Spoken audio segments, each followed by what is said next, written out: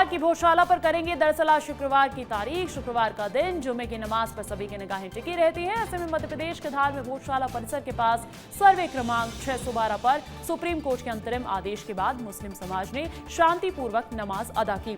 नमाज के दौरान सुरक्षा व्यवस्था को लेकर बड़ी संख्या में पुलिस बल तैनात रहा। बता दें कि भोजशाला मामले में मुस्लिम पक्ष की याचिकाओं पर सुप्रीम कोर्ट में सुनवाई होनी है। हालांकि लगातार 2 दिनों से इस मामले की सुनवाई टल रही है।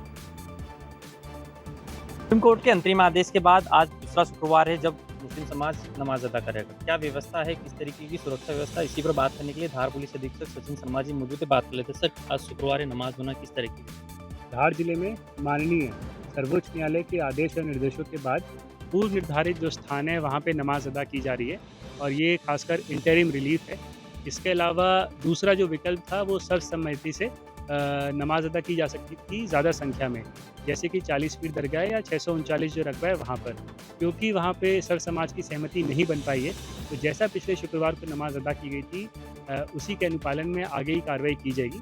सभी शहरवासी नगरवासियों से मेरी अपील है, शांति सौहार्द भाईचारा बनाए रखने के लिए जो भी समझाइश आपको दी जाती है उसका पालन करना है।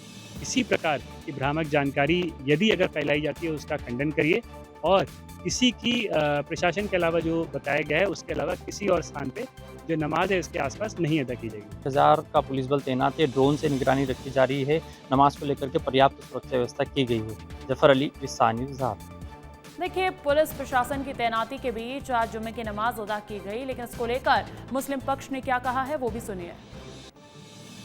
लेकिन 612 पर भी जो व्यवस्था थी वो आज अच्छी नहीं थी। हम फिर अनुरोध करना चाहते हैं जिला प्रशासन, माननीय कलेक्टर महोदय, माननीय एसपी महोदय से कि आप व्यवस्थाएं मूल रूप से साफ सफाई, जो गाजर घास उग रही है पीछे उसकी सफाई करवाइए। आप व्यवस्थित यहाँ दवाई का छिड़काव कराइए। मच्छर यहाँ जो पीछे घास है उसमें कहीं भी जिन जानवर बैठा हो सकता है।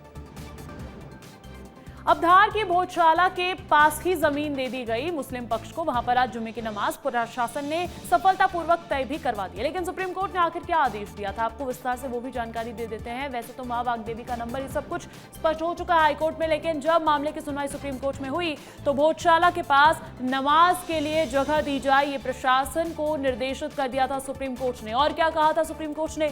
सुप्रीम कोर्ट ने कहा था खसरा नंबर 596, 611 और 612 की जमीन दे दी जाए ताकि यहां पर मुस्लिम पक्ष अपनी नमाज अदा कर पाए, अपने पूरे धार्मिक काम कर पाए।